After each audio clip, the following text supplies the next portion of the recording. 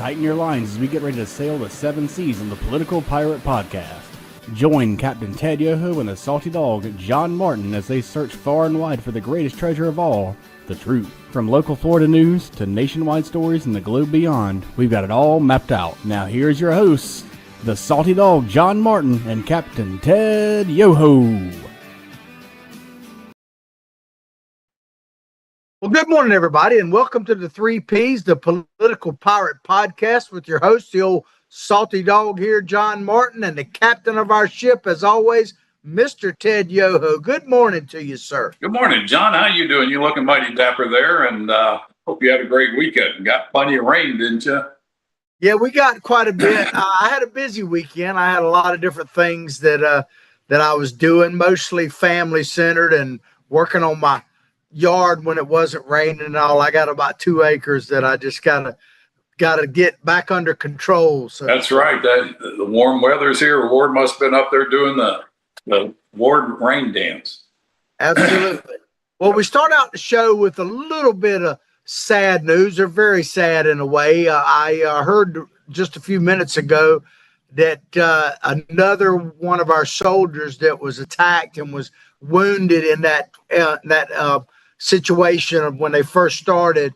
They have not identified the person yet, but has succumbed from their injuries. So I think that brings a total now to 7 actual deaths on the American side. 2 Israeli soldiers were killed in Lebanon over the weekend as well. Yeah, that's always a tragedy. I mean, it's just always so sad. You know, people that are serving the nation in the military wearing the uniform, you know, they're willing to give up their life for the liberties and freedoms that we have and, you know, the values that they hold dearly. And so they're willing to put their life on the line. And unfortunately, those sometimes get lost. Our thoughts and prayers do go out to those folks. I guess, in a sense, good news could have been very tragic, but apparently we had a terrorist attack in New York City. But of course, Mandami is not calling it that. But they had by his definition, a white extremist, and I'm not saying they weren't. I don't know anything about the group really, that was protesting in front of the Gracie Mansion where the mayor of New York lives. And 2 or 3 came and threw some types of IUD type devices there, explosives. I don't think anybody was actually injured or certainly not killed by them, but they've arrested 3 suspects. One of them you can clearly see on the video.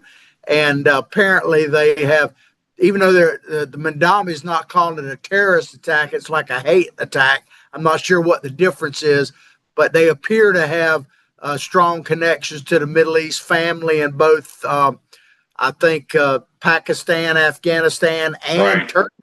Believe. And Turkey, yeah. It's not a terrorist attack, right? That's right. You know, and unfortunately, and I hope I'm wrong on this, I hope this is not a sign of things to come, but things are getting more inflamed around the world as we're seeing, and it's just a tough situation, and how do we get out of here? It's American leadership and focusing on the basics. We're going to talk more about that. So over to you, John. Yeah, absolutely. Well, on the good front there, we're still up here on the right side of the ground and trying to preach this message of educate, motivate, and activate people. And we need you to get part of the team and support us and move it forward. So you'll see a little moniker appear there, right there. Contact Freddie. Make that call. Help us push this cause forward. We absolutely need you. We sure do, and we appreciate anybody's support and all the supports. Share this message with your emails and let people know to come on here, and we'd love to hear your comments. Thank you. Absolutely. Well, we're going to start out with some news that has been going on now for really a few years, but certainly it's starting to come to a head beyond the Iraq war, and that is, and we're going to use an NBC story as a template, but President Trump has said that he's not going to sign any more legislation until Congress passes the SAVE Act, basically the Voter ID Act. Now, it passed the House. It's still waiting to be taken up in the Senate, and I don't believe they've even actually taken it up there. Ted, what are your thoughts? I know you're for the SAVE Act, but what are your thoughts about where we are right now and what the holdup is? This sounds like Groundhog Days again. I mean, this is a bill that should not be controversial. I know you've got some clips to play on, having an ID. This is just something that's kind of standard protocol in America. You should have an ID. If you're old enough to vote, if you drive, have an ID. And I just don't understand why this is controversial and why this can't get through the Senate. And any senator that's blocking this, they need to be thrown out of office. We've gotten to a point in life in this country, actually around the world, John, as I travel around the world, you've got to have an ID for virtually everything you do. So this should not be consequential or, controversial at all. The ability, the privilege, and the right to vote is something that we all should take very seriously, and we should work to preserve that. And I just don't understand this. And they're talking about the filibuster again, and this is going to be a showdown, unfortunately, in the Senate of not forcing this vote, and I think it's a big mistake. Yeah, absolutely. Well, it is deja vu. And here's the thing that's really crazy. And we'll play some clips, as you said, we've played before, but they're as pertinent today as ever. But all the polling, from CNN's poll to Fox poll to any poll you want to see, there is not a single poll that doesn't show a vast majority of Americans across the political spectrum, across racial spectrums, all this stuff, support voter ID. There's really, I think, 95% of Republicans, like 75, 80% of Democrats, over 50%, 60, 70% of Black Americans, Hispanics. Even when you look at just the generic overall poll, it's close to 85% that support voter ID. If any other issue had that much support, you would think it would pass. It would fly right through. The Democrats ought to be behind this. This is Punxsutawney Phil coming out and seeing his shadow. It's, they're going to play the race card. Give me a break. You've got the clips here where the guy, Ami Horowitz, is interviewing people, and it is not a racial issue. This is about election integrity. Get over it. Pass this bill. And again, any senator, especially on the Republican side, that is hesitant and doesn't want to pass this, throw them out, because it comes down to politics. They don't want to offend anybody instead of looking out what's best for this nation, to preserve this nation. And so, I don't have the video clip of it, but I think his name is Ossoff, the senator from Georgia. He's campaigning right now, and he's holding events in Georgia, and you're required to have a couple of forms of ID to get into his events. And when reporters specifically asked him on that, he basically looked at him like a deer in the headlights, turned around and walked off. Yeah, really. How do you defend that? Even if you call congressional office, you've got to give them your name, where you live. You've got to have some kind of connection to that office, so they're not going to even talk to you. And this is just a silly argument, and it becomes a wedge issue, and that's what they love to do, because if it's a wedge issue, you can call racism or xenophobic, and just all that garbage that people are fed up with. So yeah, well, the president did make one comment that I understand where he's coming from, but I'm kind of tired of hearing this from any side. And that's when he said, well, I'll close the government over it. It's a core belief. I get it is a core belief, and I get what he's saying, because the government's going to be shut down anyway if we don't get control of how people are voting. But I'm a little bit tired of the idea, well, we'll just shut government down. If maybe shut it all down and we'll start over. I don't know if we could, but I don't know what your thoughts about that are, Ted. Well, again, they don't care if it shuts down. They get paid. Of course, Trump doesn't care about that. He's got the money. He doesn't worry about that. But the congressmen and senators, it can shut down and life goes on for them. But it's for all the people that get a government check, is the working people that get a government check, and those that truly are dependent on a social program for assistance. Those are the ones that are going to be hurt the worst. But as far as congressmen and senators, they could care less because the funds keep coming in and they keep traveling. Now, the reality of the idea that the president, quote, wouldn't sign any bills is and I'm not saying it's just a fake threat, but the way the law is, if I understand it, is if it passes both houses of Congress, the president, if he doesn't sign, if he says, I'm not signing it, it becomes law in 10 days. Now, he could veto it. That's a different situation. But if he literally takes no action, if I understand it correctly, it becomes law in 10 days. But the veto aspect of it, here's my thoughts in general about that, Ted. And what the heck are they doing anyway? You know what I mean? As far as, I don't want to see the people not get paid and all that, but really and truly, Congress is probably the least worked group of individuals I've ever seen. Yeah, no, I'm not going to dispute that. Going back to the veto, he can veto that, and Congress would have to go back and override the veto. And I don't think we've seen that under President Trump where he's vetoed anything that I recollect. Do you remember any? Certainly not this term. I don't think he did in his first term either. Really, I don't. Nothing stands out. But here's the thing. To me, if you think about it, all the Congress really has to do is pass a budget. Go up there and do regular order and pass a budget. Now, I know it's a lot more complicated than I'm making it sound, but they could just pass a budget and go back to the House, really. I mean, we don't really need a lot more laws. We just need them. Matter of fact, I'd like them to trim about 10% of the laws every year for the next 100 years. But they basically just need to pass the budget. When's the last time, Ted, they actually passed the only thing they really are required in a sense to do or should be?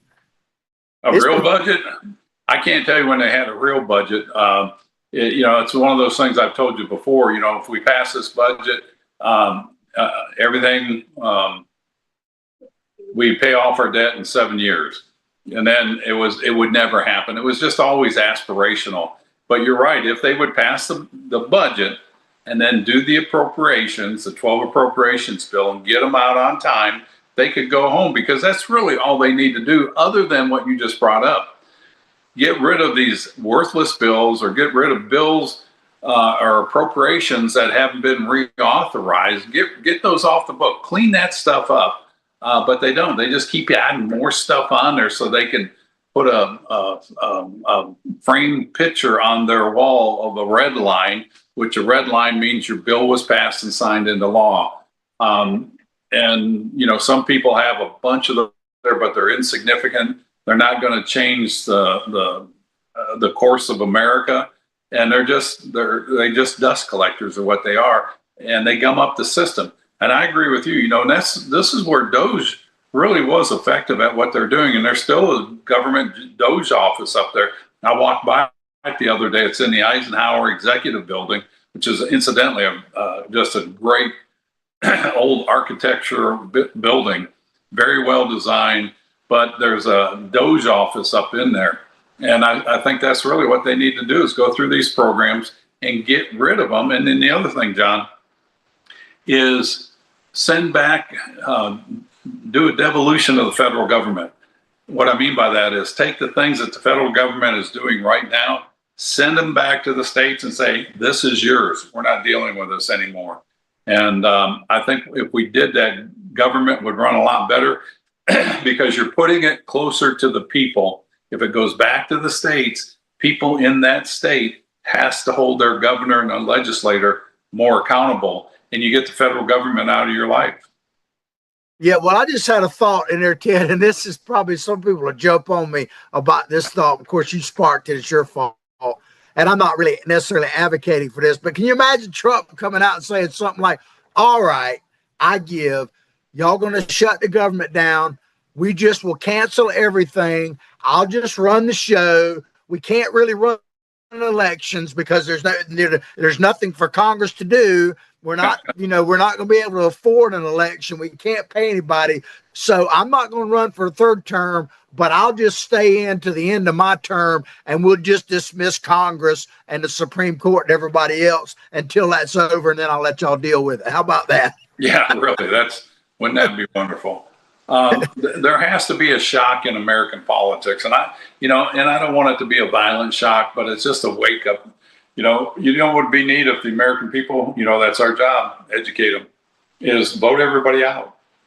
I haven't played the video in a while. Maybe I'll pull it back up. But, if I really believe there'd be one vote that pretty much 100% of Americans would be for. And that's that I got a video of a cat flushing a toilet. If we could just take one vote, I know we'd get rid of some good people too, and say, okay, we're just going to flush the system and start from scratch with our elected officials. I believe at least 95% of Americans would go, shh, myself. Can you imagine? I don't know how many bills are on the that we have enacted, but it was like when Kevin McCarthy was running for office. He was telling me, he goes, well, Ted, he's running for speaker and he wanted me to support him. He goes, well, we passed over 700 bills as Congress. And I'm like, well, Kevin, I said, that doesn't impress me. I said, do the American people need another 700 bills? I said, how about getting rid of 700 bills? And of course, he and I weren't on the same page. Well, I've talked about this before, and Florida now has been controlled by the Republicans essentially for 20 years or so now. And you get and a lot of these people I support, by the way, that have come back to our district. And this is the same every district. I'm not picking on them, and they're not, but when they first go up there, their first time, whether it's a House member or Senate, Florida has a rule that you can only sponsor 6 pieces of legislation. Now that doesn't mean that, as far as your bill, it doesn't mean that it gets passed even out of committee, but you can only do 6. Well, a lot of these freshmen will come back and boast about, well, I got 2 out of my 6 actually passed, or I got 3, or I got 1, or 1 even went to the floor, that kind of thing. And I want to ask them, well, how many did you stop? Or how many did you take off the books? Because that's really why I'm sending you up there. I'm not sending you up there because I think, my God, what we need is just a handful of morals and we'll be straight. But they come back eager to tell me how their bill either got passed or at least made it out of committee. I'm like, okay. Yeah, no, it's funny out there. And you can just watch them because they sit and they'll self-promote what they did. And, you look at the significance of the bill they passed. Does it really move America forward, making us stronger, making us more self-sufficient and prosperous? Does it free up the American people? Does it get rid of regulations? Or is it just a messaging bill that, it got passed, got signed into law?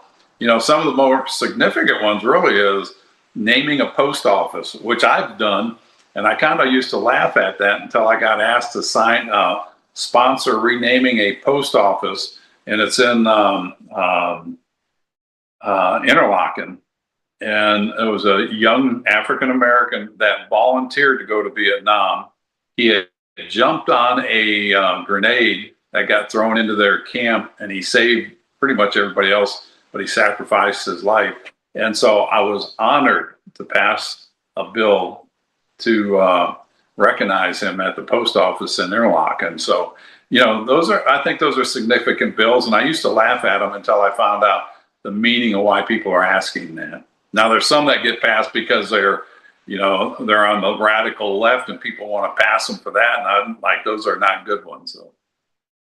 Yeah. Well, I'm going to ask you about this, Ted, because I know agriculture was a big thing for you when you were in Congress and certainly in your previous work and all. I've maintained that the Farm Bill, and I'm not talking about any one particular one, the Farm Bill in general actually shows everything that is wrong with government. And I'm a pro-agriculture person because it literally has something for everybody in it. It has something for the biggest of the big corporations right down to someone in line with a grocery cart full of food stamps to buy or selling food stamps illegally. It literally has, I'm not saying they're not great pieces of it, But the way that legislation is done, it had to at least surprise you a little bit that it's so complex. It's Oh, not, it you is. think the farm bill is about saving a farm or about helping American farmers, but it's really so broad that all that gets lost in the shuffle. But am I It, wrong? you know, And there's other bills like that, but I'm just saying oh, that. pretty much all the bills, the big spending bills are like that. And the USDA is one of those, the farm bill. And I was shocked to see what was in it. One of them is crop insurance for farmers. Now, it de-risks growing a crop, and I think we're also okay with that. But I saw in practice when I was practicing as a veterinarian, people would plant, say, a crop of corn in Florida, and they would plant the rows or the seeds far apart, so they weren't really putting in there to get a high yield. So they're spending less money on seeds to put a corn crop. They wouldn't fertilize it or irrigate it, and it failed. So they got paid back the insurance, and that's just fraud. And there's two counties in Florida that were the highest fraud. I think it's Jefferson and Holmes County that had the highest fraud in agriculture in the United States of America. And it was consistently year after year. And it was these people were defrauding the government and the American taxpayers. And so I argued and I talked to my clients, my constituents, if you could get this crop insurance, and the farmers were only paying about maybe 10% of the insurance. Government was paying the rest of it. And I'm like, why?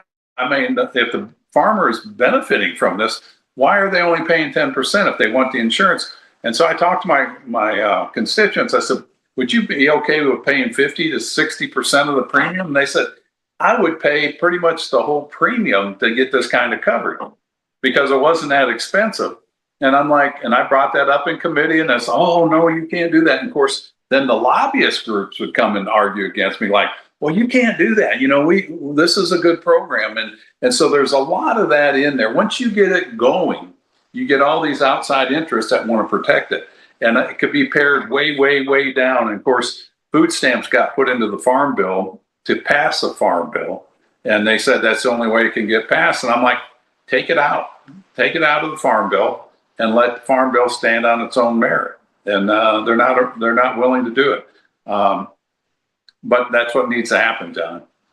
Well, you mentioned food stamps. I always remember back when Gingrich and Clinton were, in office, and they did some good things together, but they were talking about this welfare to work deal, right? Yeah. And one of them was that you'd have to work and show that you were willing to work or able to work. You'd get cut back on your food stamps at some point and that kind of thing. And the biggest of the big corporations with the food industry and some, big industrial farming went to both Gingrich and Clinton and said, you got to take this out of the bill because they were making a huge chunk of their profits off of food stamps. Absolutely. They didn't want it. And now these are big Republicans and stuff like that. They didn't want any cut in food stamp program whatsoever because it was ching-a-ling in their pocket. That was well, you got your big grocery store chains, you've got Walmart, you got Costco. The amount of money that goes through that food stamp program, it's in the billions and billions of dollars. And again, for people that legitimately need that, I'm all for that. But for the scammers out there, like I told you before, I know there was over $22 billion in fraud just in the food stamps. Of course, we saw what went on up in Somaliland up there in Minnesota, how much fraud was up there, and again, in another social program. And that's where these programs, they need to be really vetted and and pared way, way, way back. They really do. And it would save us billions and billions of dollars. Yeah, absolutely. Absolutely. Well, we're going to take a quick commercial break. We're going to come back and dig into this Saving the Save Act, if you will, in just a little bit. But before we do, I just want to remind you to be a part of the show, support the show, lift up the show, become a sponsor of the show. Call Freddie, that little number, contact Freddie, make that call. Take us to break, Ted. No, look forward to talking to you back. We got several things to talk about. Not that there's not a lot going on in the world, but we want to bring you up to speed on a few things. See you in a minute.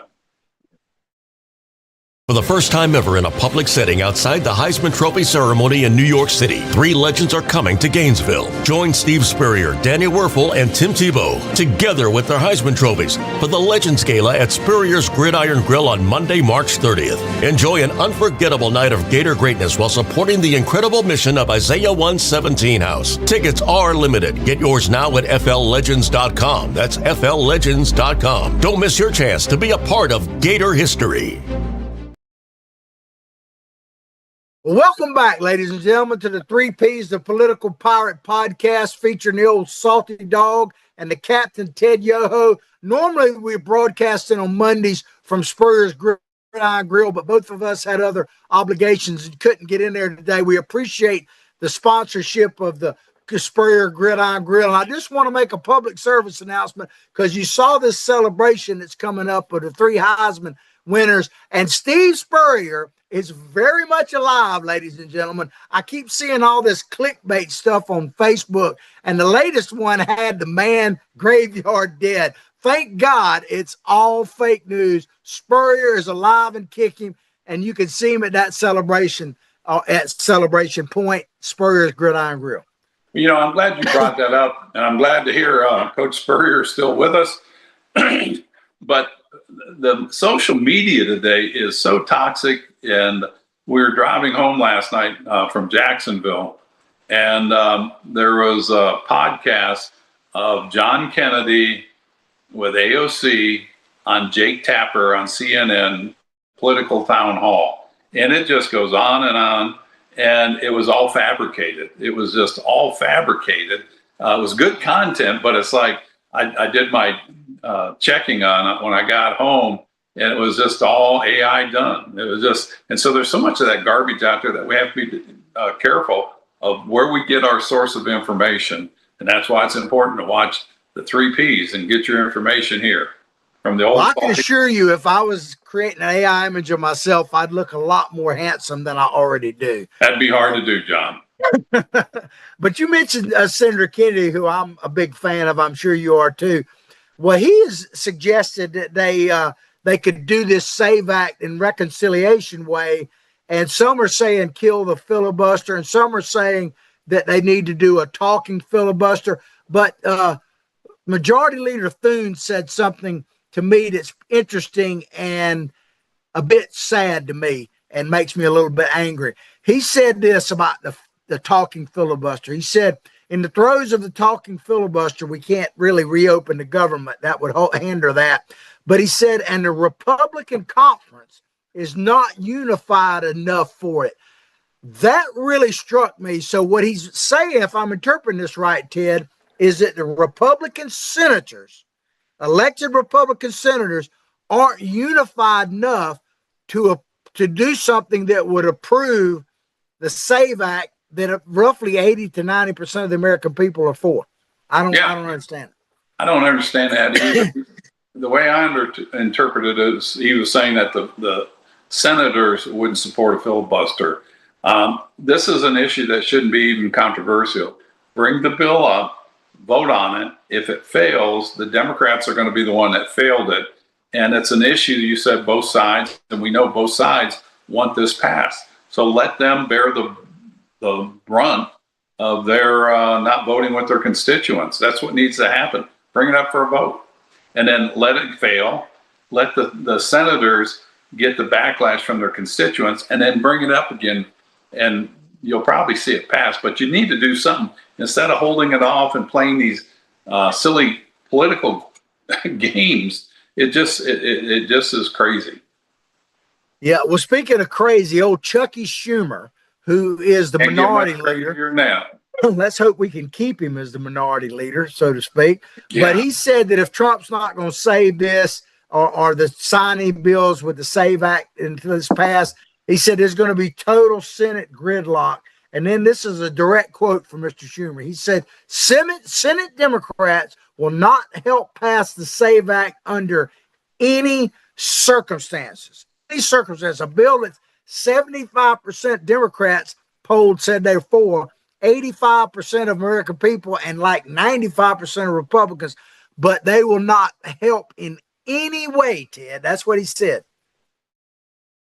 Jackie, I hope your days are numbered in the House. But he might ought to listen to Jasmine Crockett, of all people. Of all people. Jasmine Crockett, lost her primary bid. We talked a lot about that on Friday. But I want to play this short snippet of Jasmine Crockett telling you who is to blame for her losing her Democratic primary race in Texas. This is who she blames. Play it. This is what Republicans like to do. And so they specifically targeted Dallas County, and I think we all know why.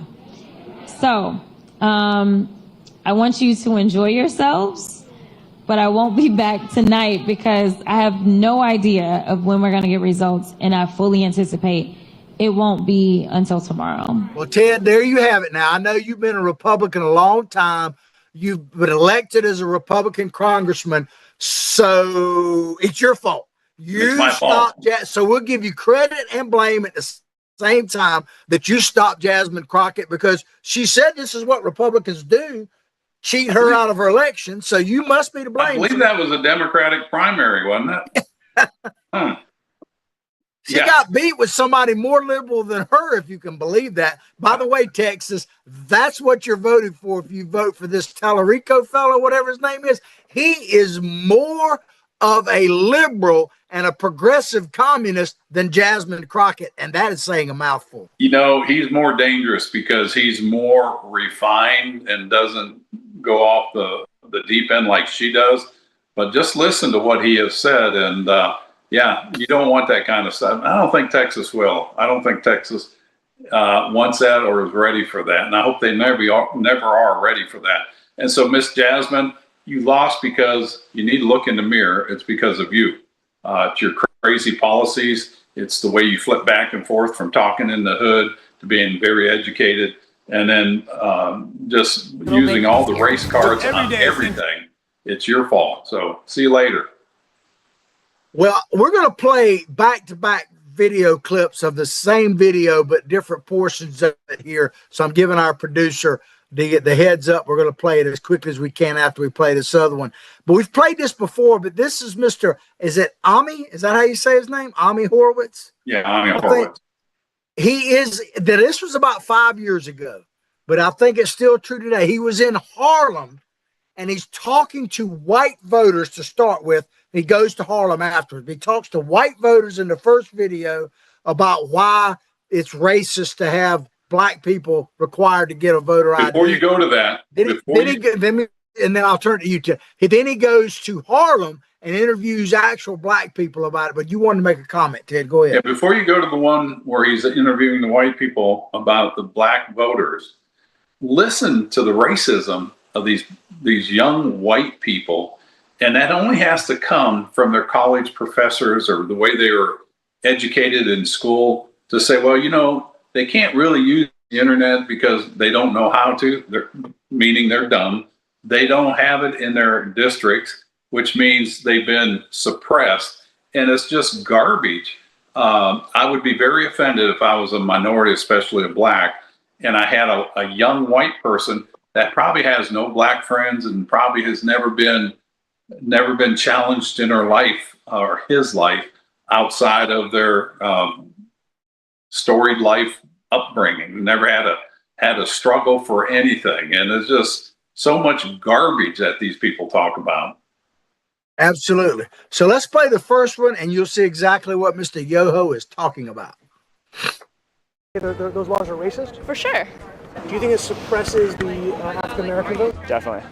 Tell us how. Because they're less likely to have state IDs. Minority voters are less likely to have the kinds of IDs that have been described or required. These type of people don't live in areas with easy access to DMVs or other places where they can get identification. You can always get IDs you do over the internet.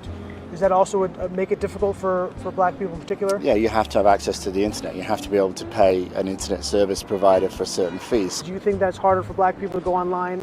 Well, I feel like they don't have the knowledge of how it works. A lot of people have smartphones, but you might not have data. For most of the communities, they don't really know what is out there just because they're not aware or they're not informed. I also think there's a repression of Well, Ted, you're so right. There it is. White folks saying that black folks just ain't smart enough to get an ID or to work that old knob and tube internet thing, or heaven forbid they could look at a cell phone or something like that, or simply ask for directions. It's insane. That really is shameful, and I'm embarrassed to be. I'm not associated with those people, but to have that kind of ignorance. I mean, that's just ignorance, and looking down upon another group and thinking, well, they're black and they're just ignorant. They don't know how to use it. They don't have the resources.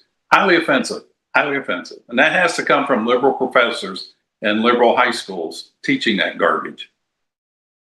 Yeah, well, my wife is mixed. I got a daughter that lives with me that's black, and my granddaughter is black, and both my wife and my daughter actually work in healthcare, so they got badges on with their pictures. Of course, they got every ID you need and passports and everything else. But my little 5-year-old granddaughter, she picks up the IDs and is wearing them and says, "Look at my ID, Papa. Look at my ID." And you say, "Take that off. You're not supposed to have that. That's what racist." am I supposed to tell her? You're too dumb, child, to get an ID. What are you talking about? But then check this out, because this is the same interviewer going from where he was interviewing those liberal white folks to Harlem and interviewing black people and asking them these questions. Check it out.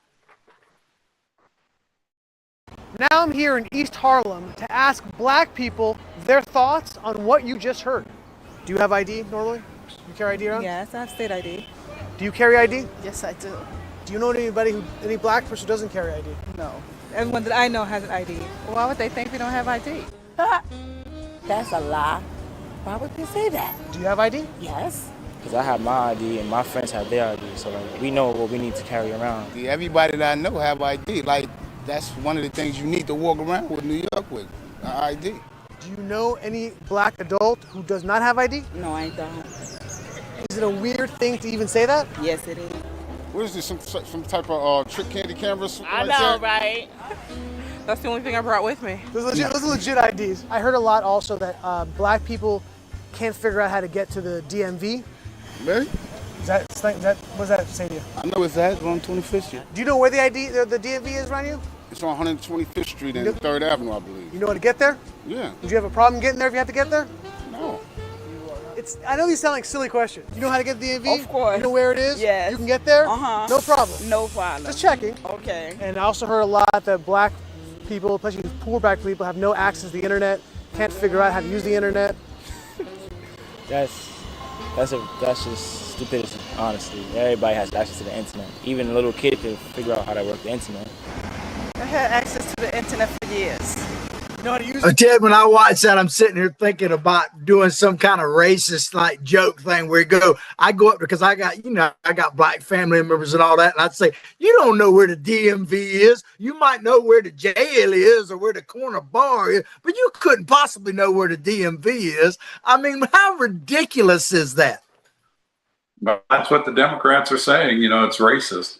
I'm reading about the filibuster, and I can understand why they don't want to bring it up, because the majority needs to be there.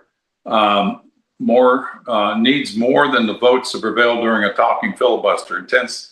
Intensity, commitment, and energy matters just as much. The Senate rules puts the burden on the majority to maintain a quorum of 51 senators. If you lose your quorum, the Senate adjourns and the talking stops. What's more important is if it goes on, if they lose the endurance, one Democrat can get up and end it. So it's all for naught. Again, it just comes back, vote the bill. And if it passes, it passes. If it doesn't, the ones that vote against it are going to have to pay for that. Yeah, well, I got a solution for that. It's probably not constitutional. We just have the Democrats pick their guy to stand there and talk, and we'll just put Trump up there. And 80-year-old Trump will outlast any of them young guys. I'm telling you right now, I believe he could sit there, stand up there, and talk for the next week and a half without a problem. Yeah. But maybe that's Trump derangement syndrome. Let's switch gears a little bit and talk a little bit about how bad TDS actually is. Because there's an event that happened this past weekend, and it really showed me just how bad it is. Jesse Jackson, passed away, and they had his celebration. Well, the day after he passed away back in February, his son, Jesse Jackson Jr., said, he said, well, I'm just going well, I'll tell you what he said, and then we'll play a short video of him. He told this was the day after his dad died. He told people, don't, if you're coming to the celebration, don't bring your politics out of respect for my father, Reverend Jackson, and the life that he lived to these ongoing services. Don't bring it to him. But I want to play this video, and this is Jesse Jackson Jr.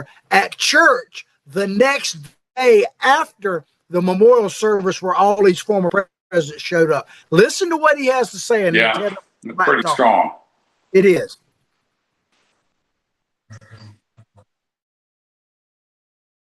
Oh, yeah. Oh, yeah. We'll play I'm sorry. We're going to play the Kamala Harris. Set it up real quick. She was not president, but what she said kind of represents what you would hear from the rest of the Democratic speakers that day. But check it out, and then we'll talk about that, and we'll play the Jesse Jackson Jr. video. I predicted a lot about what's happening right now.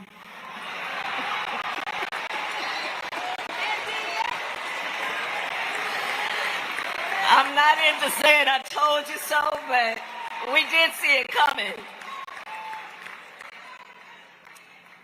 But what I did not predict is that we would not have Jesse Jackson with us right now to help us get through this. So let me just say, I predicted a lot about what's happening right now. I mean, I know thank God she wasn't a president, but she was so trivial during that service for Jesse Jackson. Love him, hate him, however you feel about him. He was a significant political presence for a generation and a half, basically. And the man deserves a modicum of respect, no matter how you feel about him. And I actually like the guy. I didn't always agree with him, but she trivialized it, in my opinion. And you could go through all the rest of them, from Barack Obama and everybody else, and see that they basically might have been more eloquent about it, but basically it was an anti-Trump rally. It really was. And Kamala Harris, you said it was trivial. I've never heard her say anything that wasn't trivial. I mean, she's never said anything of significance. And we know where Barack Obama and Jesse Jackson stood. I mean, they didn't like each other, but he goes in there and pretends he's like their best friends. And, he sure didn't give them that kind of support when he was president. Absolutely. Well, and now I want to play, excuse me, I'm buying a little cold, ladies and gentlemen, but play Jesse Jackson Jr. Now, remember, earlier I said the day after his dad died, he warned people, if you're coming to the services that are going to be happening, don't bring your politics with you. And then I told you what happened. Now this is the very next day after all these ex-presidents and Kamala Harris spoke, what he said about them speaking at his father's event in church. Check it out. Yesterday,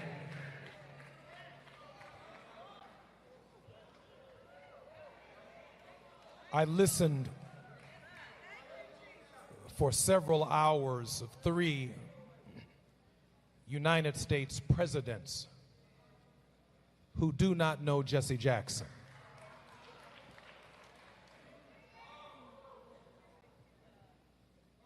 He maintained a tense relationship with the political order, not because the presidents were white or black, but the demands of our message, the demands of speaking for the least of these, those who were disinherited, the damned, the dispossessed, the disrespected, demanded not Democratic or Republican solutions, but demanded a consistent, prophetic voice that at no point in time ever sold us out as a people. And it speaks volumes about who the Reverend Jesse Jackson was. Our message has already been delivered today. I can see it all over my mother's face. Rise, Jesse, rise. Give I got to Jonathan tell you, Jackson- Ted, I don't know much about Jesse Jr., but I really appreciated what he had to say there, and I think he was spot on. You know, I don't know much about him either. I've worked with Jonathan Jackson, and his Jesse Jackson Jr. was praising his brother. So I need to go back and listen to what Jonathan Jackson, he's the congressman.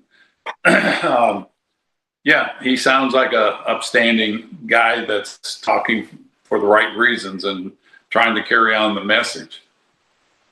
Yeah, and if you want to know, we played this before, but I'd like to play because I want to play what Donald Trump said about Jesse Jackson's passing from the White House.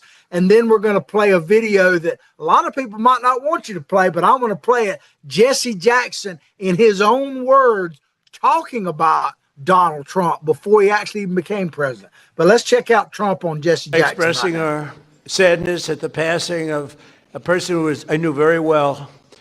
Jesse was a piece of work, I want to tell you. He was a piece of work, but he was a good man. He was a real hero, and I just want to pay my highest respects to Reverend Jesse Jackson. He's a good man. He was actually, as you got to know him, he got better and better all the time. But I knew him well long before becoming president, and he really was special with lots of personality, grit, and street smarts. You would say Jesse had serious street smarts, right? A very important ingredient to life, I will tell you. He was gregarious and someone who truly loved people and a force of nature. He was somebody that we're going to greatly miss. And on behalf of everyone here today, I know you join me in sending our condolences to the entire family. Had a great family. I want to begin by expressing... Well, Ted, President Trump said more about the man, Jesse Jackson, and his impact on the country and the world, really, for that matter, than all of those presidents, ex-presidents, and wannabe presidents said at the man's actual service. No, he really did. And I think what he said was, he was heartfelt. And I think, the thing about Trump is he doesn't say stuff, just to be politically correct. I mean, you'll know where he stands on it. And I think it was a very earnest and a very respectful message. Yeah, and now I want to play Jesse Jackson, the man himself, and this was back probably 20, maybe 30 years ago, talking about Donald Trump and what Donald Trump meant to him and the things he was trying to do. Check it out. Yeah. Friend who has, he is deceptive in that his social style is of such. One can miss his seriousness and his commitment, for his success is beyond argument. When we opened this Wall Street project and we talked about it, he gave us space at 40 Wall Street, which was to make a statement about our having a presence there. And beyond that, in terms of reaching out and being inclusive, he's done that too. And created for many people a comfort zone when I ran for the presidency in 84 and 88. And many others thought it was either laughable or something to avoid. He came to our business meeting here in New York because he has this sense of the curious and a will to risk to make things better. And so aside from all of his style and his pizzazz, he's a serious person who is an effective builder of building for the builder of people. Last year, he was a part of our workshop, of our panel workshop on what are the challenges and opportunities. And so a year later, Donald Trump, for a few minutes, challenges and opportunities to embrace the underserved communities. Donald Trump. I mean, there you hear it from the man himself. He called Donald Trump, what'd he say? He said Donald Trump's a serious person. And I love what he said, that he's a builder of people. That's exactly Trump, the builder, but he's also a builder of people. And that was Jesse Jackson, not me. Yeah. And why do you suppose Trump was at that? I think that was back in the 90s. He wasn't running for political office. He wasn't looking for favors. He was generally involved, and he trying to make things better for everybody. And, Jesse Jackson said what needed to be said, and Trump said what he needed to say. And I think that's the message that people need to take away is, you look beyond politics and you're looking at people, and let's make it a better country. And I think he did that, both of them. Absolutely. Well, I'm going to give you one more example of Trump derangement syndrome, but this brings us back to current events, the Iran war. This was Bill Maher. I got to give him credit. Bill Maher really set this up well. He had Adam Pencilneck Shifty Schiff, who, by the way, he's a senator now. He's not. Yeah, unfortunately. Thank God. But yeah, senator. But watch what Bill Maher does to Adam Schiff, and he just exposes everything. We only got about 30 seconds of it, but check it out. Statement from the administration. The president had the constitutional authority to direct the use of military force because he could reasonably determine that such use of force was in the national interest. That's too vague for you? Totally vague. Okay, because that's from Obama about Libya. Well, Obama made the argument initially that he could go into Syria without an authorization. I and many others pushed back on that argument. Ultimately, he did not go forward with going after Assad, even though Assad was gassing his own people, because he thought. So what Bill Maher did there, Ted, was he had Schiff on, and he talked about Donald Trump in his opening comments and Iran, and saying, y'all are saying this is an illegal war and all of this kind of stuff. He said, I want to read you a quote from the president. And he read this quote, and it was all about, and then he asked, that specific enough? And Schiff goes, no, that's vague. It's illegal. It doesn't make any sense. It's totally vague and everything. But then Maher said, but that was Obama's quote going into where Gaddafi was. So, I mean, my God, man. So, and then Schiff defends it after that, goes into a long defense of it. But when it was Barack Obama saying it was clear as a bell and wasn't vague and going into Libya and bombing Libya, who was not an imminent threat to the country, they were falling apart already, and Barack bombed them. But here you have Schiff going, yeah, that's vague, doesn't make any sense, it's illegal. And he said, well, that was President Obama. Yeah. You got to give the man credit. Around. They tried to do the same thing in Syria, is go in there and justify that. We stopped that. I mean, Republicans and Democrats stopped it. We did good there. Anyways. Yeah. Adam Schiff, well, California, you get what you vote for, just like New York does. Was he actually a representative at the same time you were? Yeah. How was we that? We never crossed paths. I mean, he was on. No, he was on. I don't know why, but on the Intelligence Committee. It's scary to have that. Him and what's his name, Eric Swalwell. Eric Swalwell. Well, he certainly took advantage of that. He lobbied or got lobbied by Fangbanger or whatever that guy. He's crazy, man. Can you imagine him actually getting elected governor in California? And he might do it, but that's going to be a scary. Wake up, California! My God, man. Yeah, they'll put another billionaire tax and increase the influx of people coming to Florida and Texas and other free states. Absolutely. Well, I want to give you, we got about 5 minutes left in the show. I want to give you everybody a quick couple of updates on Iran.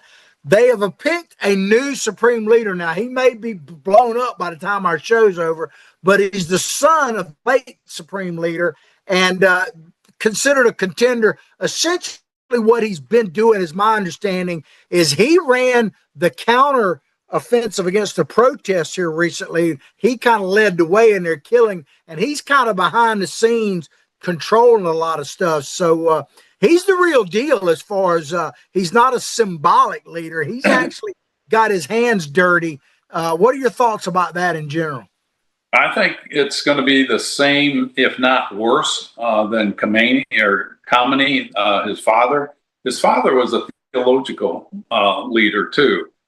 His son does not have those credentials. The other thing is, the first Ayatollah, we should never fall in where we're giving this, passing it from one generation to the other in an aristocratic type of situation. We should never do that, because it just breaks the mold of what we're trying to do with the radical Islam that they have, or the theocracy that they have.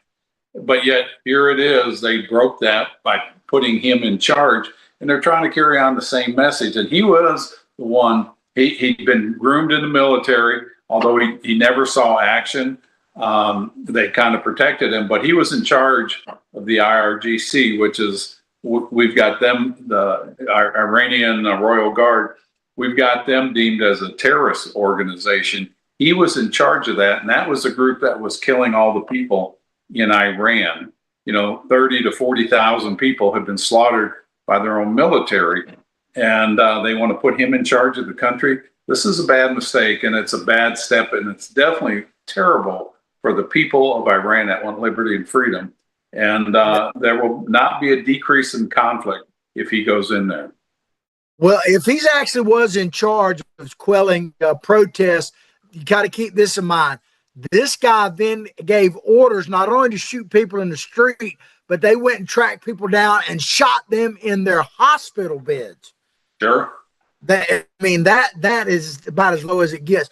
But I want to close out the show with one more video.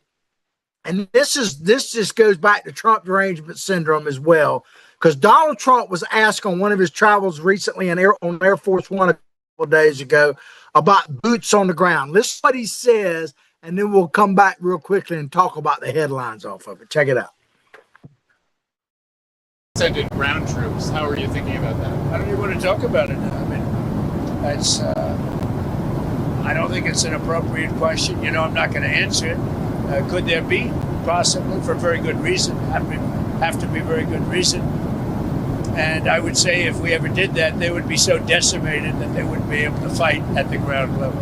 A lot of negotiating leverage, maybe maximum, but we're not looking to settle.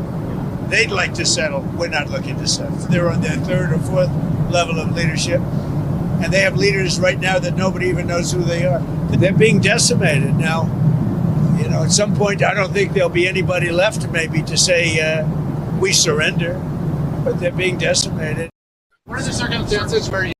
So the headline, ladies and gentlemen, was that Donald Trump is saying he's going to put boots on the ground. In other words, he basically told them in that media that we are invading Iran. We're going to have hundreds of thousands of troops, forever war, and all that stuff. And all he basically said was, well, I'm not telling you what my plans are. And then they pushed him. And he said that, well, I'm not taking anything off the table, but it would have to be, it'd be really bad for them if we did, because it would mean they would have been totally destroyed if we did that. And the headline is, forever war, Trump boots on the ground. Oh my God, all that stuff. Total TDS. No, you're absolutely right. And, let's hope that there are no more boots on the ground. We don't want to see that. We've been there. We don't want to repeat that. And so we're here.